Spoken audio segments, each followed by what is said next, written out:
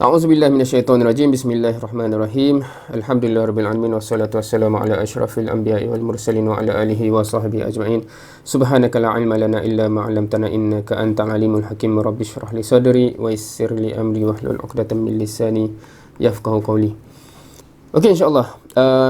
Hari ini kita akan sambung kupasan ataupun perbincangan kita dalam buku yang ditulis oleh Muhammad Ahmad Ar-Rashid, yakni Al-Muntalaq. Buku Al-Muntalaq. Sebelum kita masuk ke bab yang kita akan bincangkan hari ini, mungkin sekali lalu akan ditunjukkan apa ataupun refresh apa yang kita dah cover sebelumnya. So kita telah mulakan beberapa sesi yang lepas dengan mukaddimah buku ni, dan mukaddimah dia ada tajuk Ijlis bina nu'min sa'ah. Mari kita duduk sebentar, beriman sejenak. Dan mukaddimah ni agak penting juga sebab dinyatakan mood yang nak dibawa oleh Muhammad Ahmad Ar-Rashid, targeted audience dia, kenapa target audience begitu, dan juga dinyatakan approach, uslub yang digunakan, kenapa dia nak guna gaya bahasa begitu dan sebagainya. So dinyatakan dalam mukadimah ni. Seterusnya kita dah cover juga bab yang pertama, iaitu kita menolak al-hawa. Itu translation bahasa Melayu ni lah.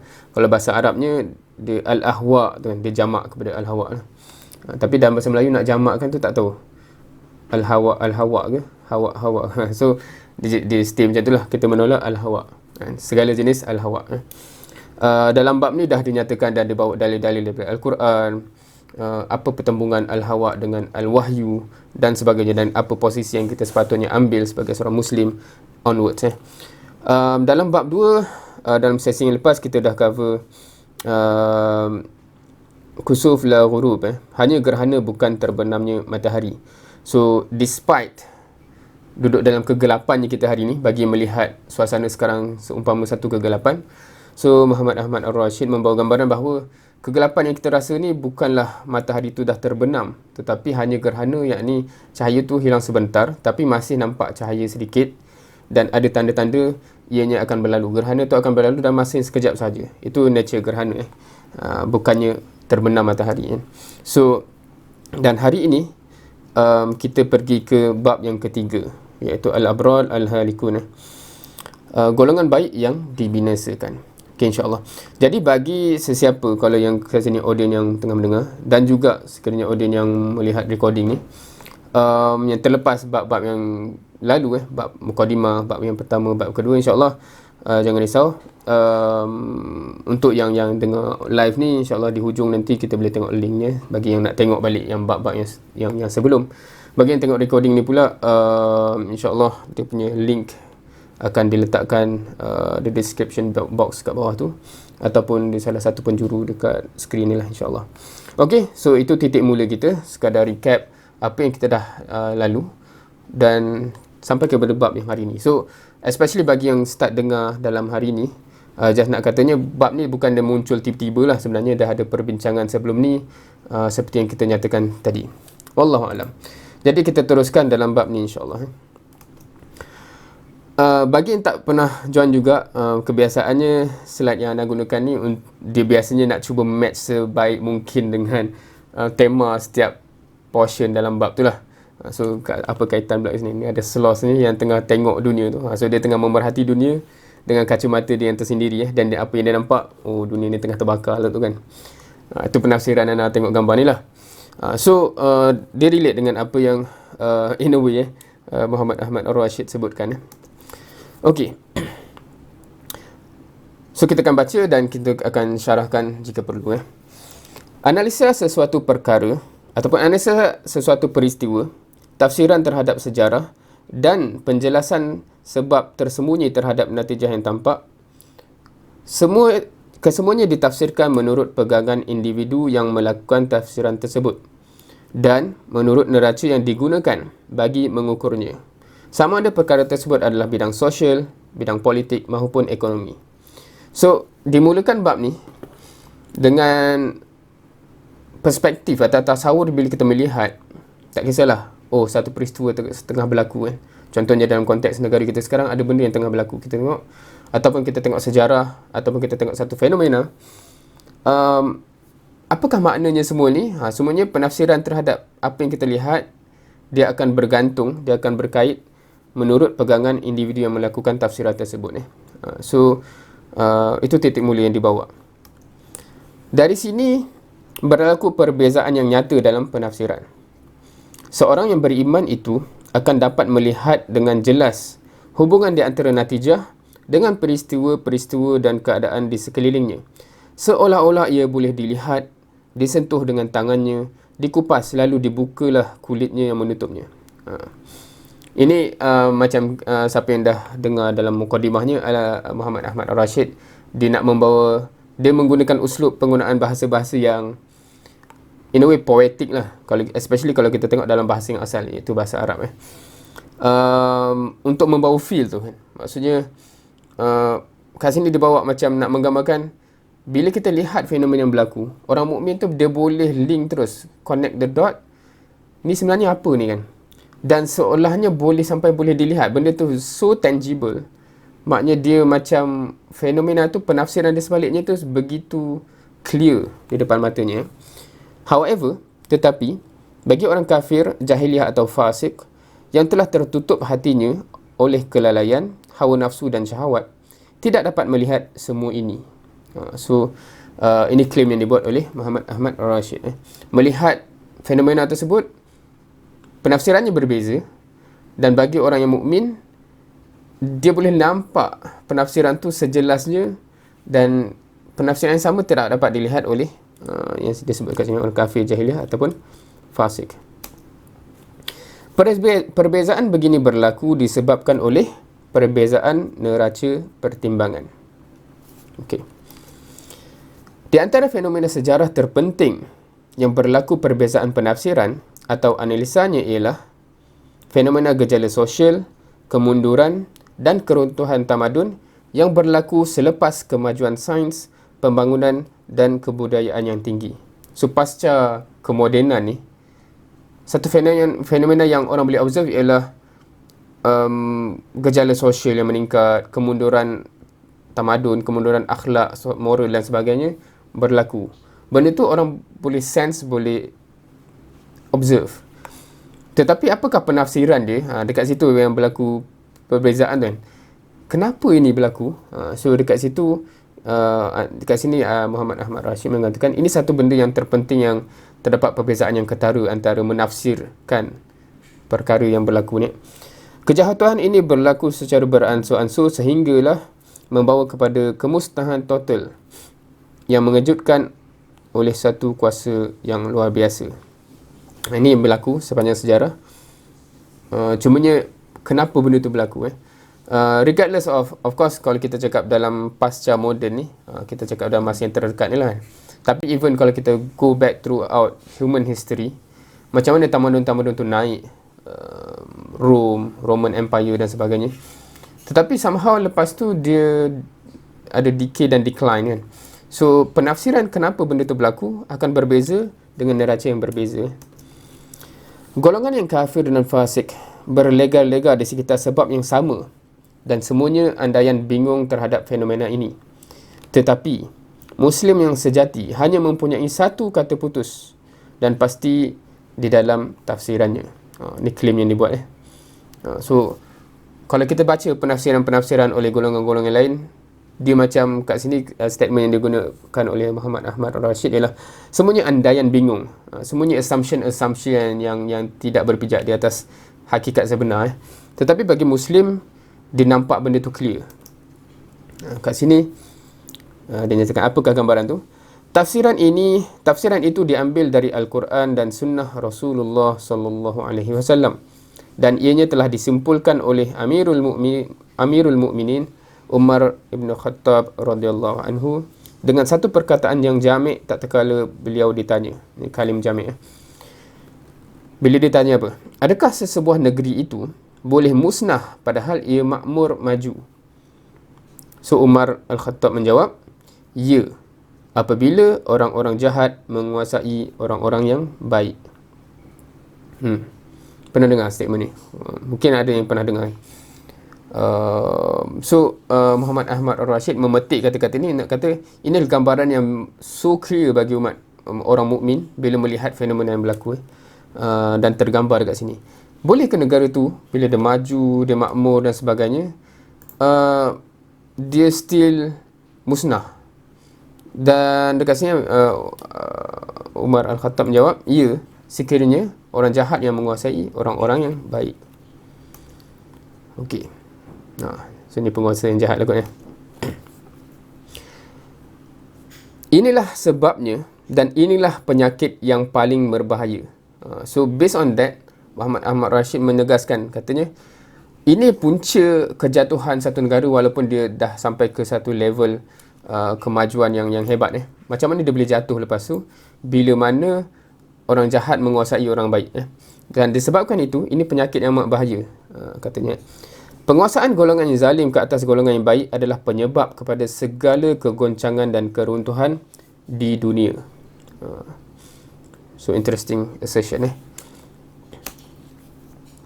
Apabila orang zalim ataupun orang fasik berkuasa dan menjadi pemimpin, dia akan melantik mereka yang fasik dan jahat juga sepertinya untuk menguruskan apa-apa urusan. Orang yang fasik selalu menjadi tawanan nafsu dan tertutup hatinya. Mereka lalai dan tidak berfikir untuk kebaikan bangsa dan negara mereka. So ni merungkai bila orang betul ke kan? Apa isunya? So kat sini just nak merationalize kan. Apa yang jadi sekiranya orang fasik dan zalim ni yang memegang tampuk kuasa. So satunya dia tend to melantik orang yang macam dia jugalah. Yang sama kata wavelength dengan dia. Of course kalau kita bincang in detail dalam konteks yang dekat pun kadang-kadang pembincangan ni ada juga tapi mungkin tu kita bawa dalam pembincangan nantilah. Mereka juga menjadi hamba kepada kepentingan peribadi. Mereka bertindak zalim, menindas dan menyeleweng.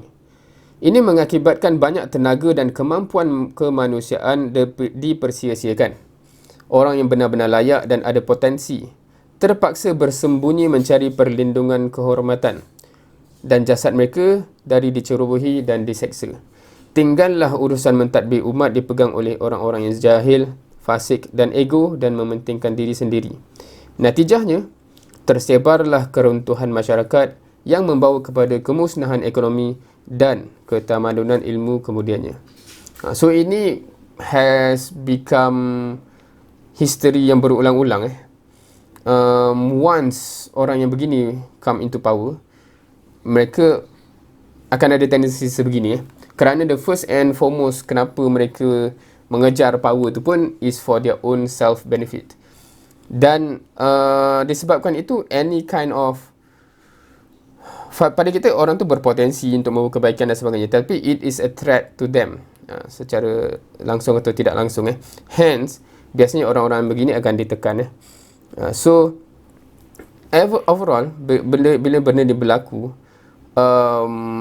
seperti yang kita boleh baca kat situ, maksudnya even if resources yang banyak pun negara tu ada, tetapi sebab ramainya orang yang berkepentingan ni membolot kebanyakannya, so yang tinggal untuk kebaikan negara, masyarakat dan sebagainya apa sahaja. Dan kita boleh lihat sebenarnya sepanjang sejarah tamadun manusia ataupun negara-negara bangsa, ada yang negara yang memang amat clear jadi begini. Bukan kita kata natural resource negara tu tak ada, tetapi kenapa, mana perginya, kenapa masyarakat dia masih kebuluran dan sebagainya? Kerana ada orang-orang yang memegang kuasa yang sebegini. Allah Subhanahu Wa Taala sangat sayang kepada agama dan kehormatan hamba-hambanya. Oleh itu, tatkala umat ini dikuasai oleh golongan fasik, dia memberi masa kepada mereka. Allah Subhanahu Wa Taala suka sekiranya ada sekumpulan hambanya yang baik segera memperbaiki keadaan tersebut, menentang golongan yang jahat dan menjatuhkan mereka untuk mengembalikan manusia ke pangkal jalan dan mengembalikan kemakmuran dunia. Apabila kumpulan itu bersegera merealisasikan usaha ini, Allah menyuruh para malaikat untuk menolong mereka dan membukakan pintu limpah kurnianya, berkatnya, taufik kepada mereka. So itu apa yang Muhammad Ahmad Rashid cuba paint the picture. Allah sayang kepada kehormatan hamba-hambanya dan juga agamanya. So bila benda ni berlaku, diberikan masa supaya golongan-golongan yang baik ni untuk rise up, untuk bangkit, untuk mengembalikan apa yang sepatutnya. sekiranya itu berlaku, Allah akan menghantar, kat sini disebut malaikat untuk membuka pintu rahmat dan sebagainya, dan insya-Allah apa yang baik itu akan berlaku. However, kalau benda ini tak berlaku, maksudnya yang menguasainya begitu, tetapi orang-orang baik ini tidak melakukan apa yang disebut dekat sini. Jika ini tidak berlaku, Allah akan memberi masa lagi kepada mereka sehingga golongan fasik itu terus bermaharajalela dan orang baik pula terus takut dan bacul untuk melaksanakan misi amar ma'ruf nahi munkar. So Allah masih bagi masa, dan if this keeps going on, dan yang berkuasa itu terus berkuasa, dan yang baik itu pula terus bacul dan takut, kat sini disebut, ketika itu Allah akan murka. Dan apabila Allah murka, kemurkaannya mengenai keseluruhan manusia, sama ada yang jahat kerana kejahatan dan kezaliman mereka, dan juga yang dianggap baik tetapi berdiam diri, malas dan redha menjadi hina. So once kemurkaan tu datang, balasannya kena semualah. Dan rasanya kita familiar dengan that concept ni. Maknanya bila kena tu kena semua. So dekat sini satu gambar yang menakutkan yang digambarkan oleh Muhammad Ahmad Ar-Rashid. Dia bawakan ayat daripada surah Al-Anfal, surah ke-8 ayat 25. A'udzubillahi minasyaitonirrajim. Wattaqu fitnatan la tusibanna allazina zalamu minkum khassah wa'lamu annallaha syadidul iqab. Takutilah olehmu akan fitnah, dalam konteksnya azab bencana, yang tidak khusus menimpa orang-orang yang zalim sahaja di kalangan kamu, dan ketahuilah bahawa Allah amat keras siksaannya. Surah Al-Anfal ayat 25. So ini nak relate dengan azab yang tak hanya kena dengan kepada orang zalim sahaja, yang disebutkan tadi. Termasuk ialah orang yang tidak menyangkal kezaliman sedangkan dia mampu berbuat demikian. So ni termasuk yang terkena sekali. Maksudnya kita realise ada kezaliman yang sedang berlaku, tapi kita tidak menyangkal sedangkan kita mampu. So akan kena sekali. Na'udzubillah min zalik. Mungkin mereka diazab di dunia dan dibangkitkan di akhirat mengikut niat mereka. Sama seperti tentera yang memerangi Baitullah lalu mereka dibinasakan seluruhnya, termasuk askar-askar yang dipaksa. Mereka ini dibangkitkan dan dibalas bergantung kepada niatnya. So kat sini nak di-differentiate between azab yang dikenakan di dunia dan apa yang akan berlaku di akhirat. Sebab contohnya kat sini Abraha kan, bila dia nak pergi kepada Baitullahil Haram, contohnya Abraha nak menyerang Makkah tu, Kaabah tu. So bukanlah semua tenteranya tu memang menjiwai misi nak meruntuhkan Baitullah tu kan. Tetapi sebahagiannya adalah hamba-hamba yang dipaksa dan sebagainya. So dekat sini dia kata, di dunia semua kenalah. Bila contohnya Ababil datang, hangus semua tu, dia tak pilih-pilih. Oh, yang berniat jahat saja, semua kena. Seperti yang kita sebut tadi, orang yang tidak menyangkal kezaliman tu pun akan kena sekali. So hangus semua. Tetapi bila dibangkitkan di akhirat, wallahu alam, setiap mereka tu ada niat masing-masing. So Allah akan judge based on niat masing-masing. So itu apa yang di-assert kat sini lah. So maksudnya ni kita bukan nak bincang apa nasib akhirat. Bila disebutkan tadi semua akan kena semua tu, bukan nak kata orang yang tak melawan kezaliman tu akan diazab neraka juga. Kita bukan cakap begitu. Kita cakap di dunia ni akan kena balasan yang dahsyat. So tu nak differentiate between balasan dunia dengan balasan akhirat. Sebahagian dari ulama mensifatkan balasan ini sebagai qanun azab jama'i dalam sunnatullah. Okay. Harapnya kita familiar dengan konsep sunnatullah. Sunnatullah ni adalah hukum-hukum alam yang Allah telah tetapkan di atas muka bumi ni. Tak kisah dalam arena ataupun dalam skop apa, dalam bidang apa kan. Contohnya kalau dalam siapa yang bidang sains, ataupun tak perlu orang bidang sains kan, sebab kita belajar kat sekolah rendah menengah pun lagi. Contohnya tapi dalam arena sains dia ada sunnatullah yang kita tahu. Contohnya air pada satu atmosfera dia akan menggelegak pada 100 darjah Celsius. Itu sunnatullah dan sebagainya. So ada benda-benda sunnatullah yang dalam arena sains yang kita skopkan ilmunya dalam sains. Tapi ada juga dalam sains sosial dan sebagainya. Sekiranya gejala ini tidak dibendung, dia akan lead kepada something else, etc. etc. So dekat sini dalam sunnatullah, dia sebahagian ulama dia sebut mensifatkan qanun azab jama'i itu part of sunnatullah. Maksudnya secara sunnatullah yang Allah tetapkan, sekiranya benda tadi itu berlaku, walaupun ada orang baik tapi dia tidak menyangkal kezaliman dan kejahatan orang di atas, qanun ataupun qanun ni bahasa apa law of azab jama'i itu akan kena. Semua akan diazab bersama-sama. Itu adalah sunnatullah yang Allah telah tetapkan. So itu satu benda yang menakutkan lah.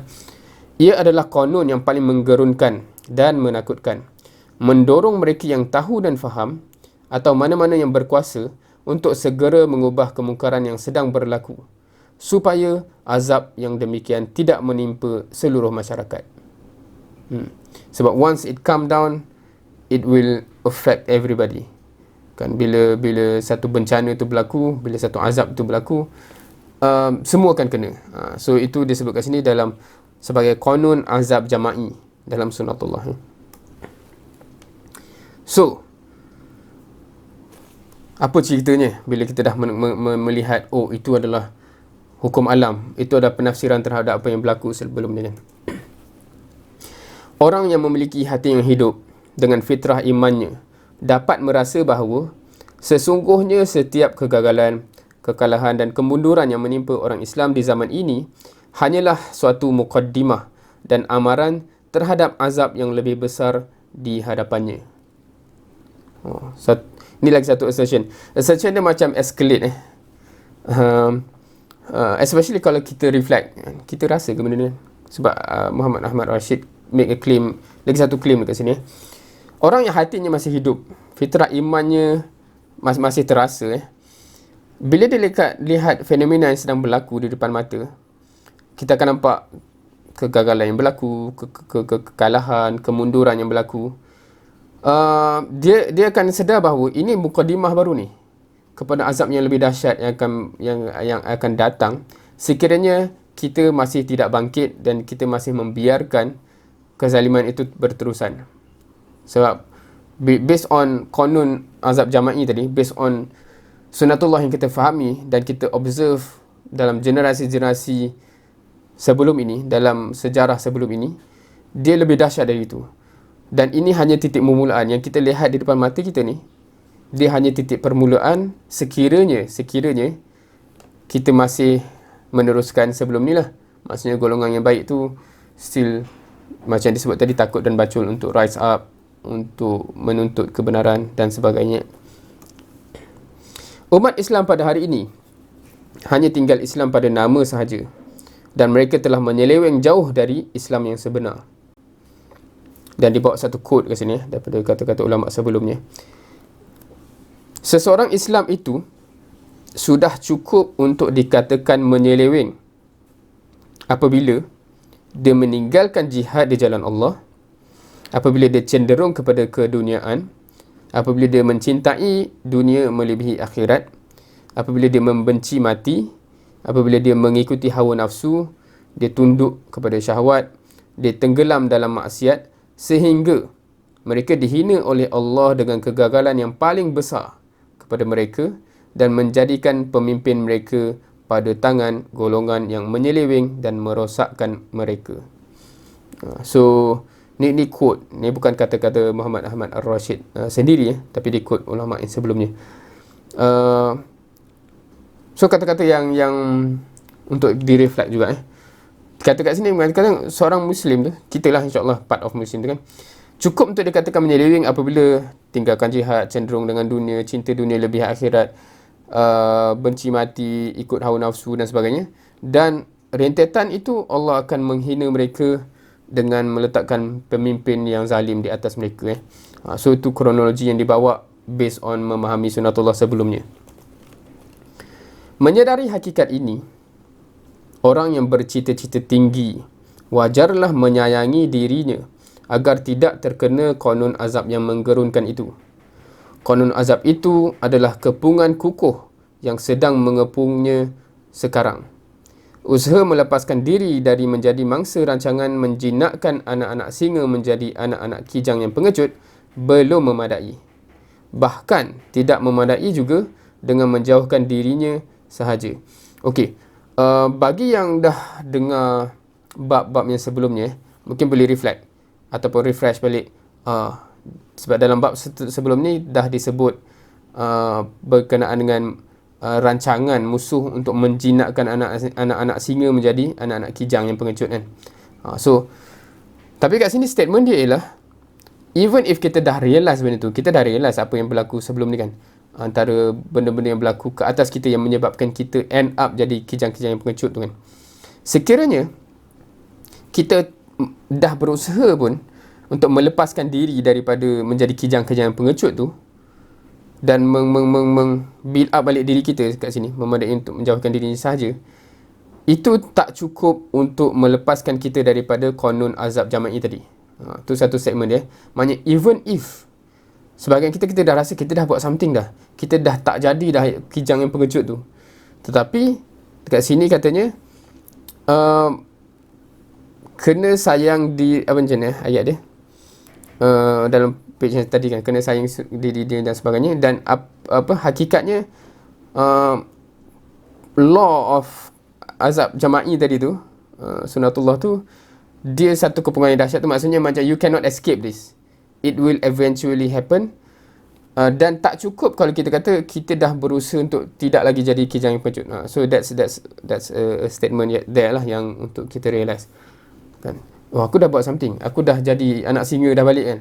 Oh, tak cukup, that's not enough. Kenapa pula? Tidak ada jalan untuk melepaskan diri dari kepungan konun azab Allah yang mengurunkan itu, kecuali satu jalan ataupun satu laluan sahaja. Antaranya, so diletakkan beberapa detail yang perlu diusahakan, dijayakan if we want to escape konun azab jama'i tadi. Pertama, menyuruh manusia kepada kebaikan, yakni amar ma'ruf. Kedua, melarang manusia daripada kemungkaran, nahi mungkar. Ketiga, menentang manusia yang membuat kejahatan dan kerosakan. Keempat, melalui jalan dakwah dengan menyeru manusia kepada Islam, memanggil mereka untuk segera mendirikan solat, kembali kepada cara hidup Islam di segenap jurusan hidup mereka, tunduk kepada hukum Allah dan mengikut hukum syariat Allah.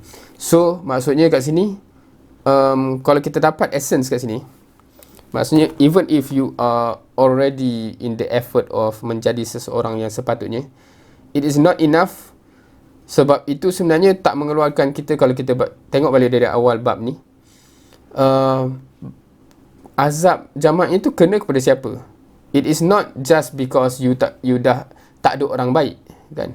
The thing is, it's not because there's total absence of orang yang soleh, orang yang baik, tetapi mereka yang dah sedia baik dan soleh ni, for whatever reason, tidak rise up, tidak bangun untuk menghadapi orang zalim yang menguasai mereka tu kan. So when that is happening, meaning that usaha, maknanya based on kefahaman sunatullah itu, mafhum dia, kita punya usaha terhadap diri kita sendiri, untuk kita sendiri jadi baik, soleh, qawi dan sebagainya, tidak cukup. Kenapa? Sebab dia still tidak menghalang daripada sunatullah tadi untuk menjadi kenyataan, yakni semua akan diazab juga. So dia nak kena buat apa? Tu terpaksa buat benda ni lah. So kena, apa-apa yang kita lihat kat depan tu, amar ma'ruf nahi mungkar ni ialah effort kepada merubah hakikat di luar kan, bukan diri kita tetapi orang lain. Ada orang yang tidak buat baik, so amar ma'ruf, dia kena menjadi lebih baik. Ada orang yang berbuat kemungkaran, nahi mungkar, kita kena stop kemungkaran itu berlaku. Ada manusia yang membuat kerosakan, be it kepada manusia lain, kepada alam sekitar dan sebagainya kan. Yang ini rasanya semua orang boleh appreciate. Hakikatnya dunia ini akan pencemaran makin teruk sehingga dia hancur, walaupun ramai orang soleh di dalamnya. Tetapi kalau orang soleh ni tidak stop orang lain yang mencemarkan sungai, mencemarkan laut, mencemarkan udara dan sebagainya, kalau benda tu still berlaku, tak kisahlah orang kat sini ni bertasbih banyak mana pun contohnya, dia still tidak akan berjaya stop dunia ni daripada hancur. Yang tu rasanya sunatullah yang semua orang boleh appreciate. Tetapi dalam aspek yang lain tu, dalam aspek sosial tu, kadang-kadang orang susah sikit nak appreciate. Biarlah dia kan. Tak. Sebab dia akan menghancurkan keseluruhan ekosistem tu juga. Be it dalam aspek material yang kita boleh nampak, dunia ni actually hancur, udara kita tak selamat untuk dihidu dan sebagainya, atau sosial tu hancur, anak kita pun dah tak terselamat daripada segala jenis gejala yang datang. So itu na'udzubillah min zalik. So nak kata kat sini, satu benda besar yang kita kena realise daripada bab ni ialah it is not enough, dan it is balik kepada, ingat lagi apa tajuk bab ni, golongan baik yang dihancurkan. So di bawah ayat kat sini, a'udzubillahi minasyaitonirrajim, afalam yasiru fil ard fayanzuru kaifa kana aqibatul ladzina min qablihim dammarallahu alaihim walil kafirina amsaluha. Maksudnya, mengapa mereka tidak berjalan di muka bumi lalu memerhatikan bagaimana akibatnya orang-orang yang sebelum mereka? Allah telah membinasakan mereka dan orang-orang yang kafir akan mendapat balasan yang sama seperti itu. So, surah Muhammad, surah 47 ayat 10. Dalam Quran, ini bukan satu-satunya ayat yang Allah tanya, afalam yasiru fil ard. Kau ni tak berjalan ke tengok muka bumi ni? So maksudnya berjalan, travel, seeing other places, melancong kalau kata kita kan, is actually encouraged kalau kita tengok ayat Quran. However, it is encouraged for this purpose lah, kan? Fayanzuru kaifa kana aqibatul ladzina min qablihim. Dan tengok apa yang jadi kepada orang yang sebelumnya. So bagus tak kita melawat piramid contohnya? Bagus lah, kan? Kita melihat. Tetapi yang Allah nak kita dapat ibrahnya ialah apa jadi ke orang-orang yang bina piramid ni. Bukan main hebat binaan dia kan. Hebat ni kan. Orang yang boleh bina ni mesti engineering dia hebat dan sebagainya. Civil engineering dia apa semua hebat ni. Bukan calang-calang ni. Kita pun tak tahu sampai sekarang macam mana exactly dia bina. However, apa jadi kat dia orang ni? So that's the point yang kita kena ambil. Mana tempat yang kalau kita pergi kat mana anda tak pernah sampai negara yang yang ada binaan dalam gunung tu kan. Maknanya it's very magnificent architectural ruins lah kalau kita kata. Macam wah, macam mana dia bina dalam gunung ni bangunan kan. Hebat ni kan. Tapi many of us tend to miss the point. Allah kata yang kita kena ambil ibrah bila kita tengok benda tu ialah, jajak, sehebat-hebat dia orang, apa jadi kat dia orang Siapa nak cucu dia orang sekarang ni kan? So kita akan dapat conclusion yang sama again and again. Orang tu betapa hebatnya pun tamadunnya, engineering dia, civilization dia, tapi dia end up dimusnahkan. Kenapa? So that's the point yang kita kena take home message lah, kan? Unfortunately kita tengok benda tu macam oh cantik, Instagram apa semua, lepas tu balik kosong kan. Dan kita still kat sini dia kata benda yang sama akan jadi kat kita lah, sebab kita tak ambil pengajaran tu kan. Kita still repeat the same mistake as them, na'udzubillah min zalik, dan akhirnya kita akan jadi macam dia exactly seperti Allah janjikan begitu na'udzubillah min zalik. So sepatutnya kita pergi tengok piramid. Tapi walau personally kalau kita tak dapat pergi pun, tengok gambar dokumentari pun dah cukup, as long as kita ambil ibrah ni lah. Kita tengok apa yang jadi kat mereka, what's the end of them, and do we want to have the same ending as them, and are we take lesson from that. Bahasa campur-campur pula ini.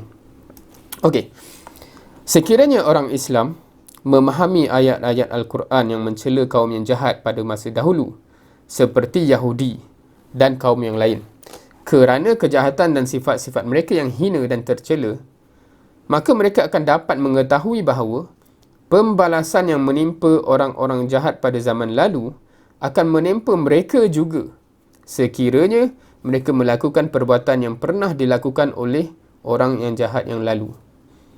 Akibat yang buruk yang menimpa mereka akibat yang buruk akan menimpa mereka sebagaimana yang telah menimpa orang-orang terdahulu. Oleh itu, mereka tidak boleh leka dengan hanya menjadi orang Islam dari sudut nama, sedangkan mereka tidak beramal dan membentuk diri mereka menurut kehendak Islam. Okay, this is quite interesting bila disebut kat sini orang Yahudi dekat Petra, Jordan, tu yang bangunan tadi so boleh visit bagi yang belum ataupun visit Maya lah sekarang kan. Tengok dokumentari, tengok gambar, kita dah boleh appreciate hebatnya binaan orang dahulu kan. However, kita jangan appreciate tu je. Oh, dia punya hebat, aku nak jadi macam tu juga lah kan. You are not getting the point lah macam tu. Kenapa Allah tinggalkan benda tu untuk remind kita. Kita punya kehebatan sekarang pun macam dulu juga. Dan kalau kita repeat the same mistake, kita akan jadi begitu juga. Na'udzubillah. So kat sini, Al-Quran banyak bawa cerita-cerita orang terdahulu, especially orang Yahudi. Dan biasanya Ana suka bawa contoh ni lah. Bukan contoh, maknanya Ana suka remind this essence. Orang Islam sekarang amat-amat pelik cara dia berhadapan dengan ayat-ayat Al-Quran pasal orang Yahudi. Amat pelik. Sebab conclusion dia dapat tu weird tau. Conclusion dia ialah jom kita kutuk orang Yahudi. Seolahnya begitu kan. Yahudi laknatullah ke apa kan. Apa-apalah. Maknanya conclusion dia lah kita kena kutuk lah orang tu. Which is weird sebab bila kita kata tetap Al-Quran ni kan hudan lil muttaqin. Al-Quran ni kan petunjuk dan sebagainya. So sepatutnya yang kita dapat ialah apa petunjuk untuk kita. Allah duk bawa kisah mereka ni kan. Dan orang Yahudi ni ataupun dalam bahasa Quran kebanyakan part dia sebut Bani Israel. Bani Israel tu adalah orang yang amat dekat dengan kita dalam konteks bahasa yang Al-Quran guna, betul tak? Sebab Bani Israel adalah satu term yang terhormat sebenarnya. Bani seorang Nabi kan. Kita pun kaum umat kalau kata dalam bahasa kita umat ni, sebab kita bukan anak-anak Nabi Muhammad SAW, tapi kita umat Nabi Muhammad SAW. Even bila sebut Bani Israel, itu lagi menarik. Bani Israel ialah, Bani itu anak-anak kan. Anak-anak Israel, anak-anak Nabi Israel ni Nabi apa? Semua tahu ke? Kan? So bila kita cakap anak-anak Nabi, kalau dalam zaman sekarang orang akan orang akan associate dengan siapa? Siapa keturunan Nabi? Setengah orang kata oh Habib lah, para Habib. So kalau kita baca Al-Quran dalam bahasanya Bani Israel, dia punya status macam Habib lah bagi kebanyakan orang. Sebab itu keturunan Nabi. So dia satu kata-kata yang amat terhormat sebenarnya. Tetapi Allah nak cakap, keturunan Nabi pun kalau buat perangai macam tu, Allah azab juga. So tak kisahlah kalau zaman sekarang pun, oh namanya Habib ke tak pun, even Habib pun, even anak Nabi pun, keturunan Nabi pun, apatah lagi tak, in itself dia bukan kehormatan apa-apa kalau dia ulang apa yang Bani Israel dulu buat. Kan mereka dah dapat instruction daripada Allah SWT. Allah dah bagi Rasul. Kita pun Allah dah bagi Rasul. Mereka Allah dah bagi kitab, sebab tu ahli kitab. Kita pun ahli kitab dalam konteks ahli Quran. Tetapi mereka tak buat apa yang Rasul dan kitab mereka suruh. Na'udzubillah, kalau umat Islam sekarang pun sama juga orang perangai yang sama. Ending dia akan sama. Itu sunatullah. So sepatutnya bila Al-Quran duk repeat ingatlah sikit senior korang dulu, macam ni perangai dia, akhirnya macam ni aku kenakan dia orang. So reminder tu sepatutnya untuk kita ambil pengajaran kan. Oh senior aku dulu macam tu, kena macam tu aku tak boleh lah repeat macam tu kan, aku kena jadi lain lah. Tapi orang Islam sekarang dia lain, macam oh senior macam tu oh memang senior tu tak guna lah.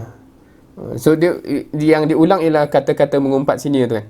Bani Israel tu memang, orang Yahudi memang padahal dia tak sedar Allah nak remind dia, perangai tu ubahlah sikit, jangan buat perangai sama macam orang Yahudi dulu, aku kenakan kau nanti sama juga kan. So benda tu tak disedari dan diulang benda yang sama. Na'udzubillah. So itu yang amat menakutkan pada umat Islam sekarang kan. Kalau ayat mana yang kafirin? Oh ayat tadi So yang ayat tadi tu satu hal lah of course. Mana ayat tadi? Al-Kafirin walil kafirin. So yang tu, yang ni ada konteks yang tersendiri Tapi yang kalau kita bawa kat sini pasal orang Yahudi dan sebagainya, dan kat situ pun rasanya bila sebut ayat tu guna kafirin, itu lagi satu interesting bila dia bawa kat sini kenapa kita susah. Itu salah satu lagi cerita dah masuk ni, buka cerita baru ni. Bagaimana orang kita ni bila dia sebut kafir dan muslim dalam Quran tu, diingat macam title, name tag kan. Awak muslim, saya muslim. Sebab apa? Sebab keluarga saya muslim, saya muslim lah. Dia kenapa? Dia lahir keluarga kafir, kafir lah. Dia seolahnya begitu. Tu yang jadi masalah kita sekarang. Tapi kalau kita baca Quran, kenapa mereka disebut kafir? Mereka disebutkan muslim, kerana disebut mukmin tu based on actual amalan dia, respon dia kepada surah Allah tu kan. Tunduk dan patuh, muslim. melawan, menentang, kafir. Dia begitu kan. Dia bukan title yang datang disebabkan kelahiran, dia disebabkan action. So yang menakutkan juga umat Islam kita sekarang ialah kita anggap title Islam tu as if dia permanent kepada kita regardless of kita buat benda yang bercanggah kan. Sedangkan word kafir tu merefer kepada situ lah kan. Once you mereject benda tu, begitu. Wallahu alam. So ini dah masuk kepada topik yang on its own bila kita bincang pasal ayat-ayat Al-Quran. Tapi balik kepada sini, bila kita relate balik kepada apa yang berlaku pada kaum terdahulu, yang kita sepatutnya dapat ialah sunatullah yang sepatutnya kita fahami, dan apa efek kepada kita. That's the important thing. Okay, insyaAllah. So maksudnya kat sini apa? Tak cukup lah kalau kita just kalau apatah lagi kita Muslim pada nama dan sebagainya, memang tak cukup sangat. Kedua, dalam kisah-kisah umat terdahulu pun ada orang baik yang dibinasakan juga. Sebab apa? Kita kena ambil pengajaran juga. Dan ditutup dengan ni nak kata apa ni, puisi ke apa ya? Wahai orang-orang budiman yang soleh, wahai orang-orang budiman dan soleh, wahai ahli zuhud dan ahli ibadah, di hadapanmu terbentang bahaya konun Rabbani yang menggerunkan. Sekiranya kamu terus membisu 1000 bahasa, janganlah kamu diperdayakan oleh zuhud dan solatmu. Perkatakanlah kebenaran, halanglah kemungkaran yang sedang berlaku.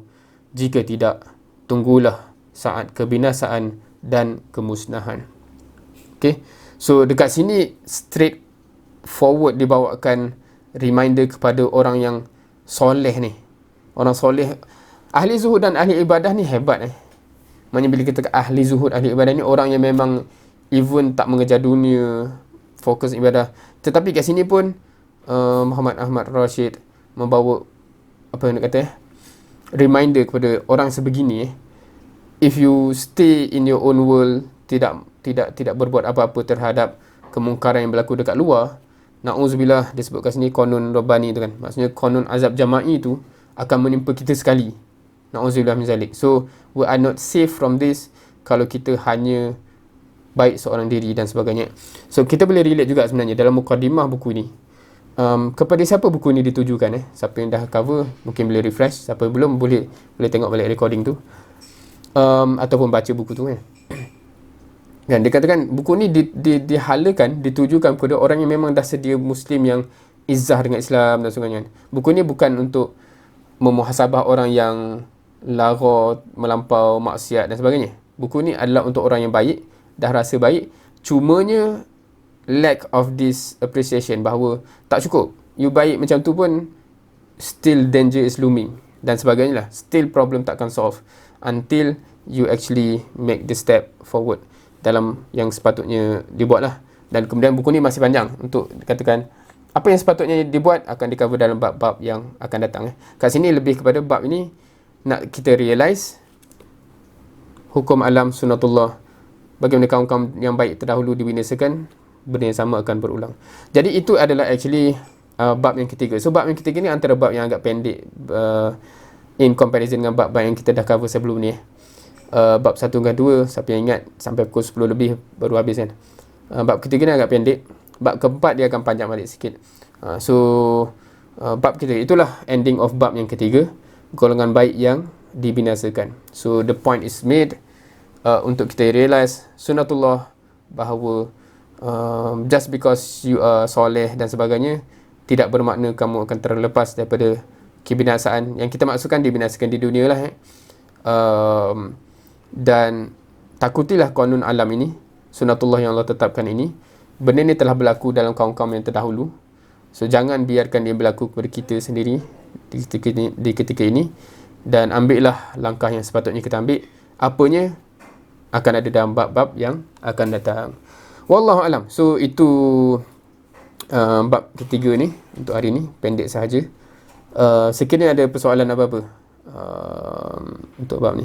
So dalam untuk bab keempat kita kena akan buat sesi yang akan datang lah. So slide yang bab yang akan datang, bab yang keempat pada sesi yang seterusnya adalah wujub dakwah ilallah, kewajipan dakwah ke jalan Allah. Ini bab yang akan datang. So betul ke wajib? Kenapa wajib? betul sangat ke wajib dan sebagainya, itu akan dibincangkan dalam bab yang tersebut. Walaupun sebenarnya dia punya prelude dia dah, kalau kita dah faham bab ketiga ni, tak cukup kita duduk saja, maksudnya dia dah imply you have to do something, dan dia merujuk kepada benda ni lah, bab yang keempat ni insyaAllah. So bagi yang berminat, boleh join insyaAllah bab seterusnya, perbincangan kita dalam bab seterusnya. So bagi yang terlepas recording ataupun sesi-sesi yang sebelum ni, basically dia available dekat channel itu yang tertera ni. Ada soalan kat sini. Ada yang justify dengan kata dakwah ni fardu kifayah, so dia tak semestinya wajib buat. Macam mana? Okey, yang tu pasal fardu ain ke fardu kifayah ke apa benda, itu exactly yang dibincangkan dalam bab yang keempat nanti. Part of the discussion lah kan. What is it all about kan? Fardu ain, fardu kifayah. So, kenapa? Macam mana? Itu dah dalam bab keempat. So, kita akan bincang dalam bab keempat nantilah. Sebab dia suit dengan, dia memang part of the discussion of bab yang keempat. So ada yang kata, ada yang nak bincang benda tu, boleh join bab keempat nanti. Ada lagi? Walaupun boleh je nak jawab sekarang, tapi anda rasa soalan tu suit dengan the whole perbincangan dalam bab keempat lah. So better dekat situ. So bab yang ni sebenarnya satu persoalan yang jarang orang tanya sebenarnya. Kalau soalan-soalan macam, ya ke fardu ain ke fardu kifayah ke apa benda. So kalau fardu kifayah kan tak semua kena buat dan sebagainya. Soalan-soalan tu biasanya lebih banyak orang bincang sebenarnya berbanding soalan macam ni. Sebab soalan macam ni dia more kepada akidah seseorang tau. Akidah tu maksudnya apa yang terikat dalam hati dia. Maknanya dia cuak ke tak.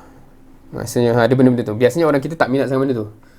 Dia tak minat sangat nak meyakini atau merasai apa-apa pasal agama. Dia nak tahu tak wajib kot ataupun apa-apalah, dia more kepada, ataupun kalau Ustaz Bidin punya bahasa dulu, orang kita ni, orang Nusantara ni terlebih fiqah kan. Kita more kepada halal haram ke?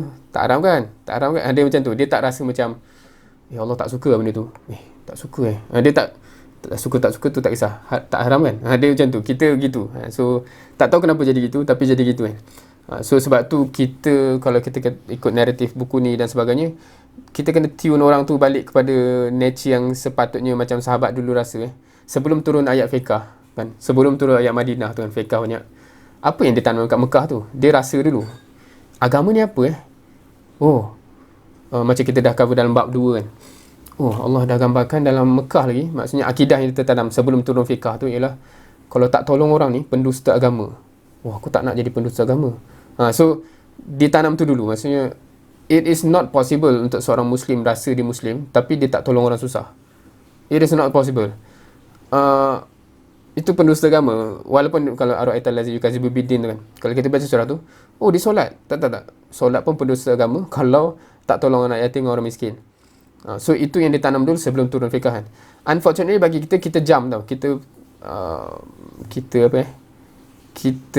kalau dalam exam mana yakin semua orang boleh jawab ni. Mekah tu fokusnya akidah, 13 tahun akidah, penting akidah.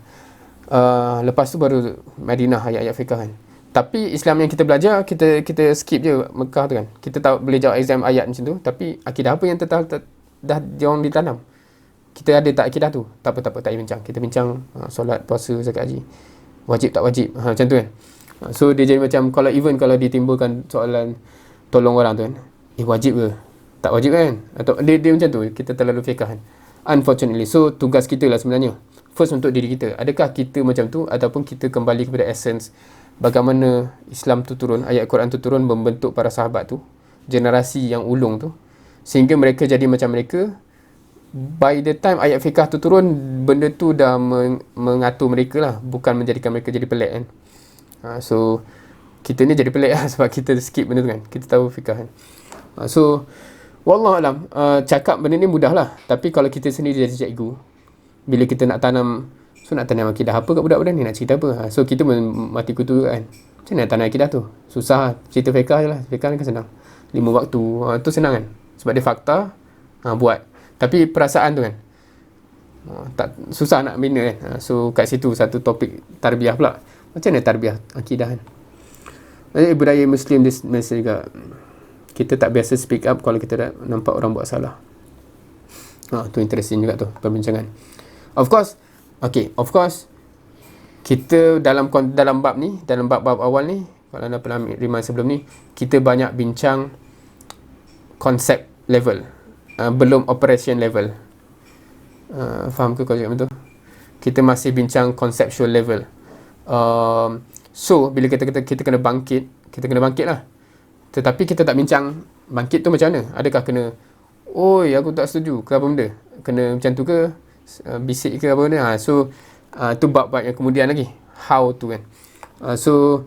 Dalam bab yang lepas Ana remind juga kepada setiap kita untuk tidak mudah assume orang yang kita tak nampak macam bangkit, orang yang kita tak nampak macam membetulkan, seolah-olah macam soalannya memang dia tak betul kan. Sebab ada orang yang usaha dia tu susah untuk orang perasan, sebab cara dia buat tu bukan depan. Faham ke kau macam tu?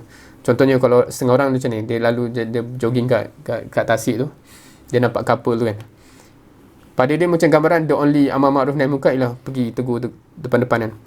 Tapi ada orang mungkin dia punya poros lain. Oh jap, aku selepas ni dia berkawan dengan lelaki tu, bina iman dia, baru apa-apa semua tu lah.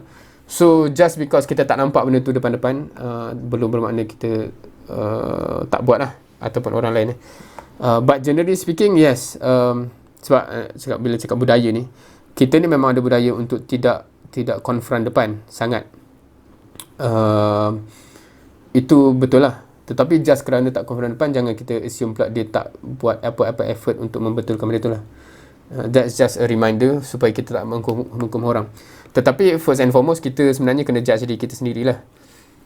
Kalau memang kita tak buat apa, kita tak buat apa lah. Jangan buat kau tak tahu, aku buat belakang. Tapi kita sendiri tahu kita tak buat apa-apa pun kat belakang, depan semua pun tak buat.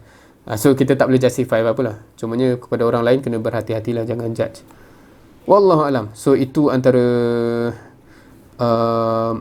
antara benda yang mungkin sedap lah kita cakap ni, budaya kita lah apa kan. Tapi Ana rasa challenge untuk kita, anak kita jadi macam mana.